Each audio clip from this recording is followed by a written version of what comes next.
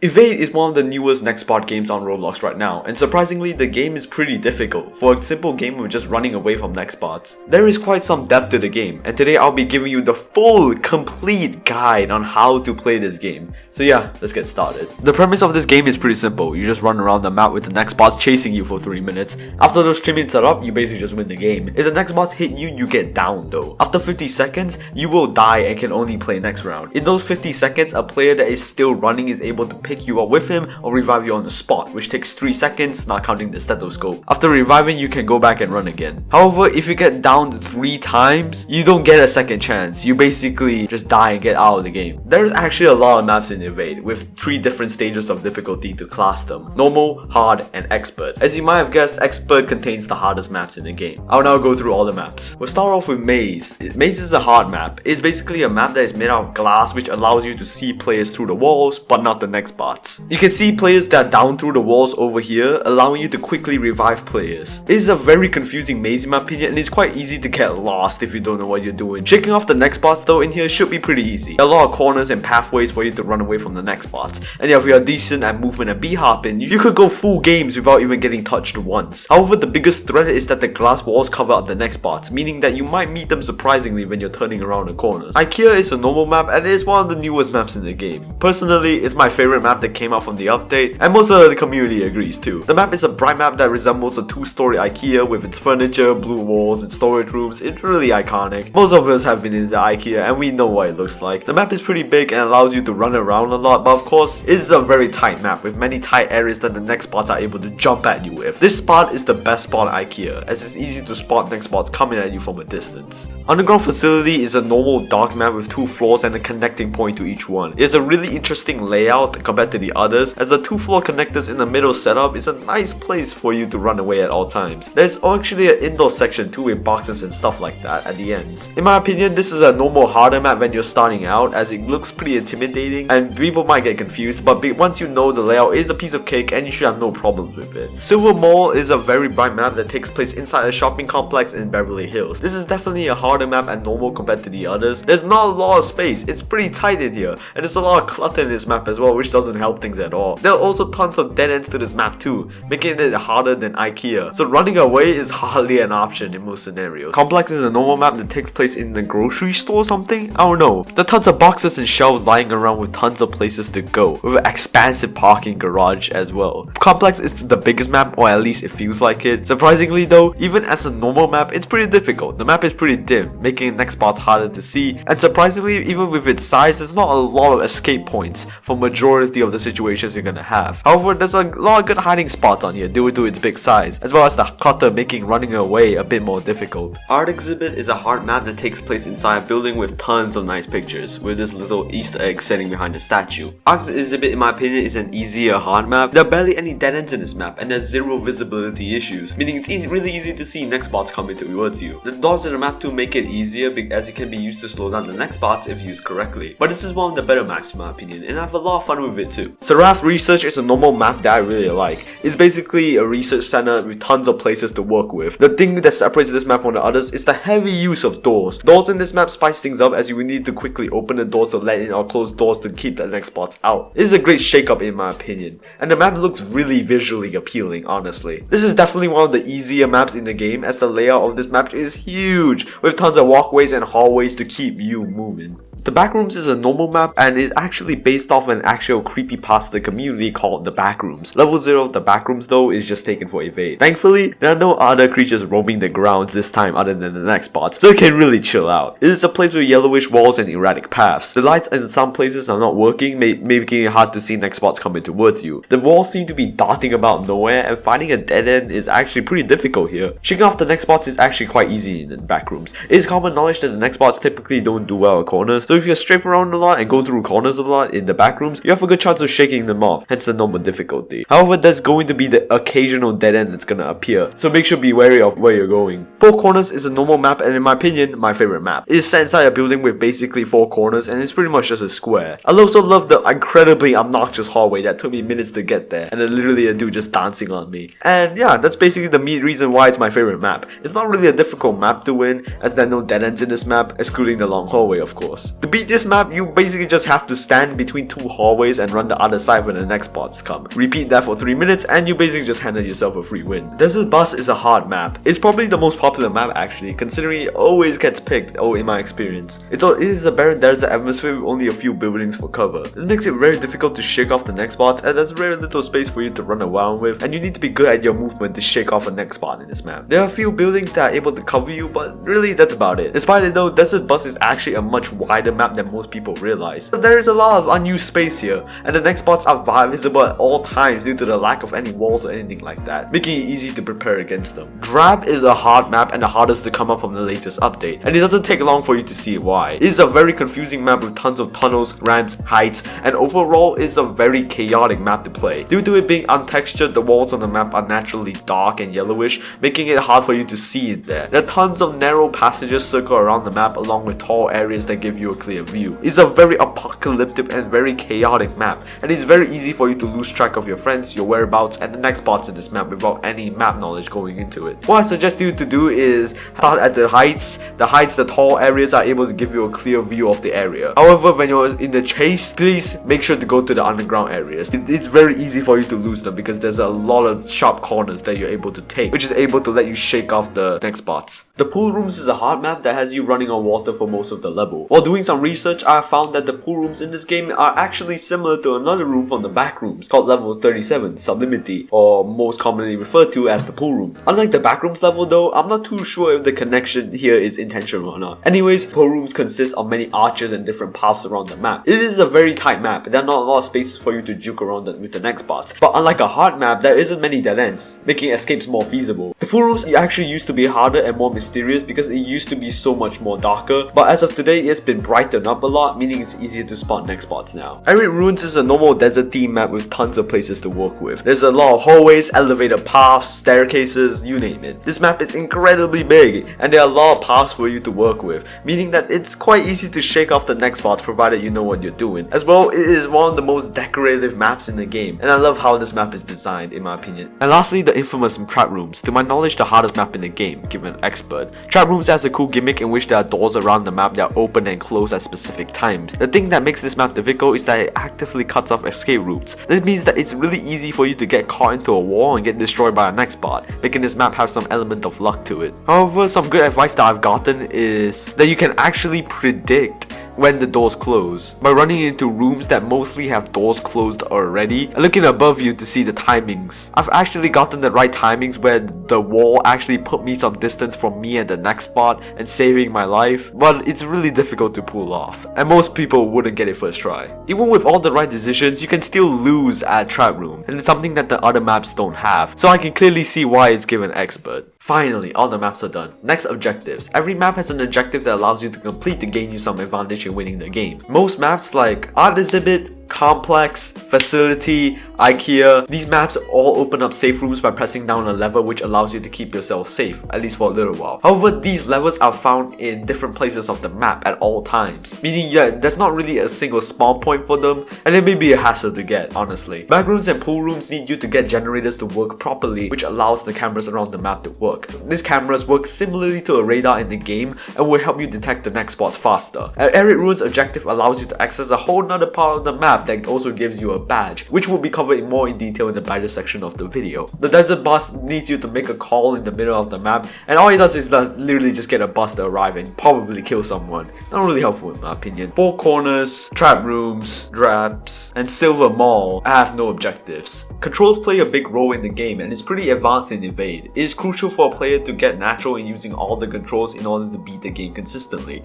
and has personally helped me out with a few tight spots. F is used to open up your flashlight, but you don't really need to unless it's Darkness Special round and it's dark as hell. Pressing 1 on your keyboard allows you to use the utilities that you have equipped, which we will discuss later, and 2 allows you to get the usables. R allows you to turn back, meaning you're able to turn back to see what is behind you. This is actually a pretty underrated control to see how much distance the next bots have with you and see if the coast is clear or not. But you can't be jumping or equipping anything when you're doing this. C allows you to crouch, slide, whatever. O allows you to change your view model from third to first person, button, which is pretty handy. And other than that, all the other controls are not useful to gameplay. Now the more fun part, movement. Movement in this game is important, and especially B-hopping. B-hopping or bunny hopping basically means strafing in a certain way that allows you to gain momentum and move faster than just regular sprinting. It is a tactic used from CSGO and Quake, and if you have any experience in those games, you should have no problems with it here. I'm going to quickly break down the basics of it. You can go find a more advanced guide if you want to learn more. Basically, you just have to jump every time you hit the ground. This needs to be near perfect, by the way. This allows you to carry your first jump's momentum onto the second one. As well as doing that, you need to strafe. To strafe, hit your A key and turn your camera angle to the left, and hit the D key and turn to your right. Keep repeating that over and over again, and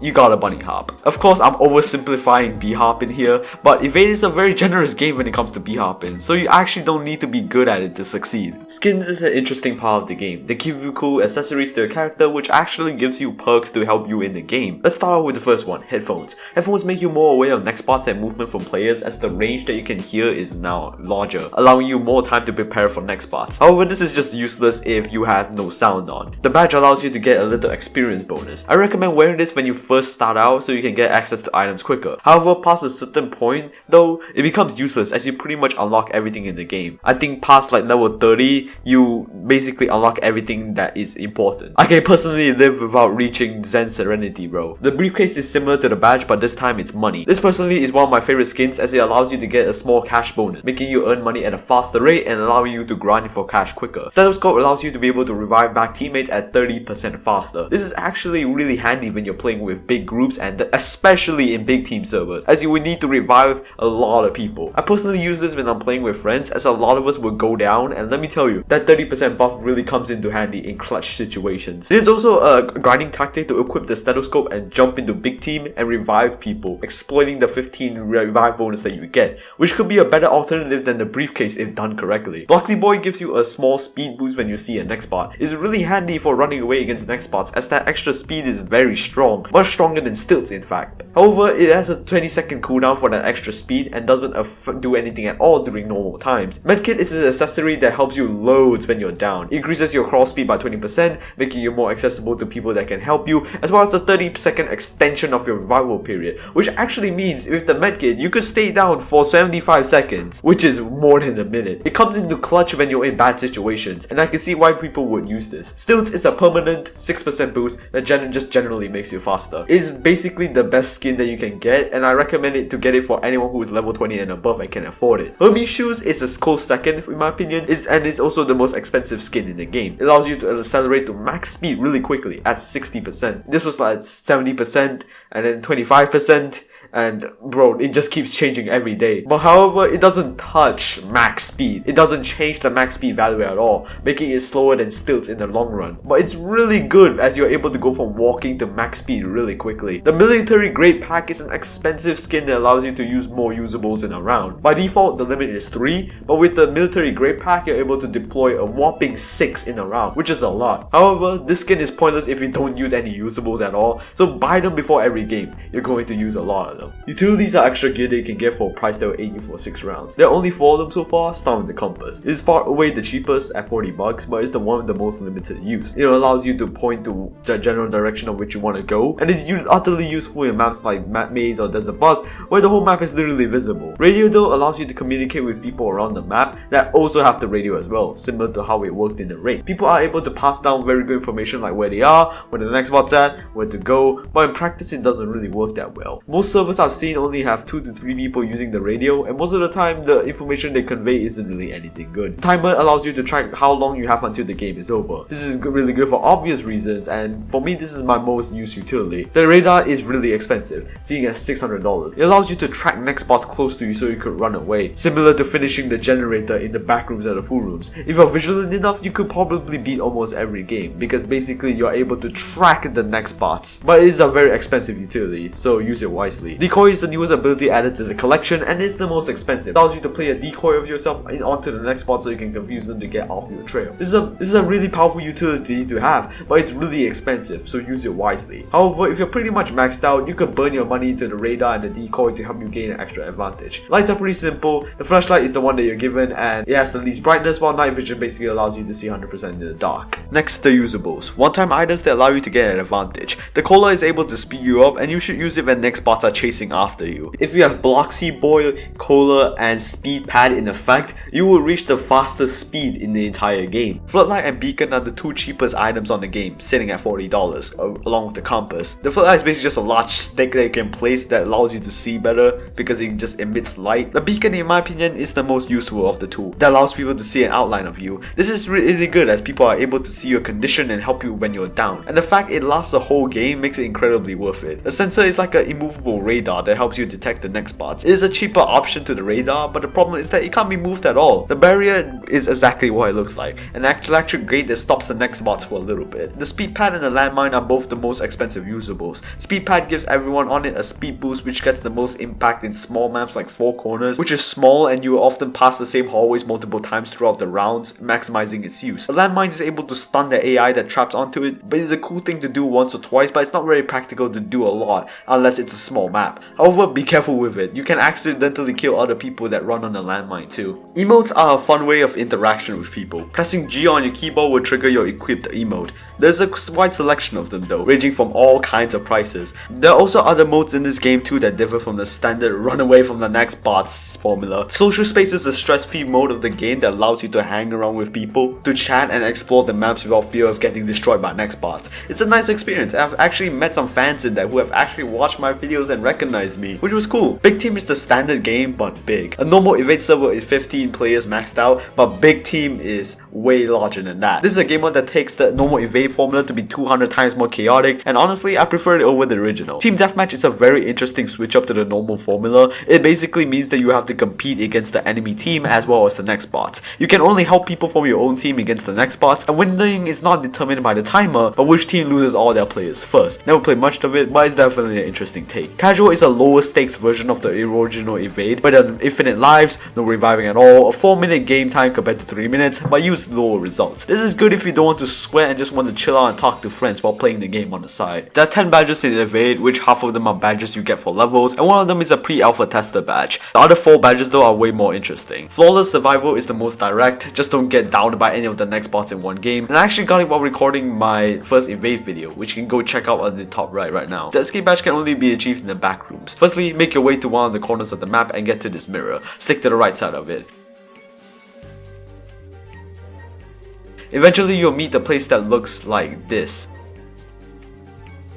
Go into the hallway and jump down the hole. You get the escape badge. Hit and run is pretty simple. Firstly, you just interact on the telephone in the middle of the desert bus and wait for the bus to arrive. This will take a while, by the way. The bus will appear from the other side of the road that is the most empty, and you just have to line up this exact timing with the next bot with the bus and you get the badge. The next bot responds though, so it doesn't become easier afterwards. Procedure is a very interesting badge to get, and it's by far the one that is the most rare. It takes place in ARID ruins. Firstly, wander around until you find a golden key looking like this on the ground. It has different spawn points, so there's not really an exact location. After that, make your way to the staircase with the 2 lions. At the side there's a place covered with boxes. This wall specifically is a bit shifted in compared to the rest of the wall. Press E on that and yeah, you just got the badge. But if you're still confused, you can go over to Cyber Rookie's channel linked down below in the pinned comment for more details. Special rounds are normal rounds but with a twist. They basically alter the game in some way to make it harder, and it can happen every so often. This is a list showing all of the special rounds that are currently in the game. Swap is a special round that switches the places of players during the game, and you will hear a sound effect when the swap occurs. This is actually really hard because there have been times where I spawn directly into nextbots due to this, and sometimes I'm also in the middle of reviving and I got swapped, meaning I just got cheated out of a revive. Invisible isn't exactly invisible. The nextbots don't exactly become invisible, but they become more translucent, meaning you can still see them but it's much harder. Quiet basically means the nextbots make zero noise unless it's a kill sound, making it really hard to distinguish them. This special round actually renders the headphones useless because you can't really hear anything, and the headphone skill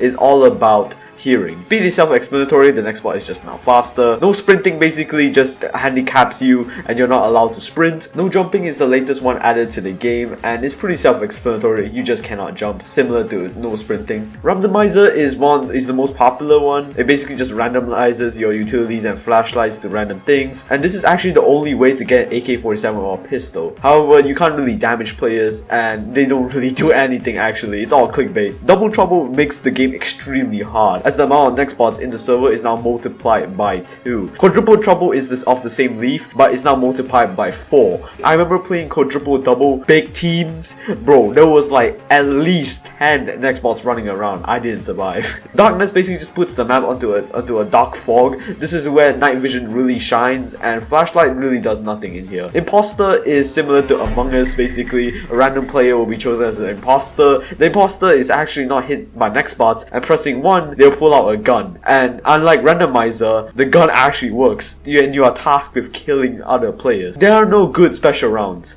All of these special rounds make the game harder in some way, shape, or form. Some more than others, definitely, like quadruple trouble is much harder than, say, quiet or invisible, but nonetheless, they should never be a good thing. And finally, I'm gonna give you guys some extra tips to finish off the video. When you see people down but you're in a dangerous situation, the best course of action will be to carry them with you and only revive them when you're in a safe spot. But this doesn't allow you to jump, causing you to slow down a little bit. And please, accept carrying. I hate people that don't, because saving them becomes much harder without carrying. Get the briefcase or the badge as your first purchase. These two are the most beginner friendly items, as it allows you to get the other items at a much faster rate. I personally prefer the extra money over the experience, so I picked the briefcase, but it's fine either way. Invest into colas. They're only 60 bucks and would at most situations save your life. They've been buffed a lot recently, so abuse them while you can, because in my opinion they're a bit too overpowered. They're at the edges of most maps to stay away from the nextbots. This is because most people will be running around at the center, which will attract the nextbot's attention. If you sit in the corner, you'll be safe for a long period of time. However, this isn't really applicable to all maps, but maps like Desert Bus and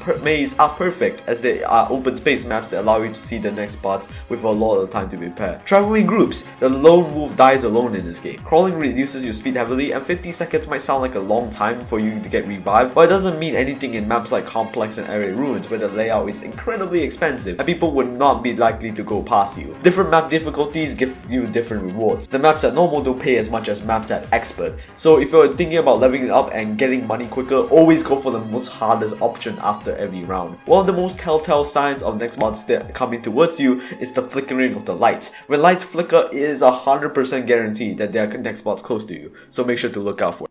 Oh, so yeah, this is it, the complete guide to evade. All you need to know in one video. Thank you guys so much for watching. This is my most ambitious video yet, and if you found this useful in some way, subscribe man. I make cool Roblox videos. And yeah, see you guys in the next one. Peace.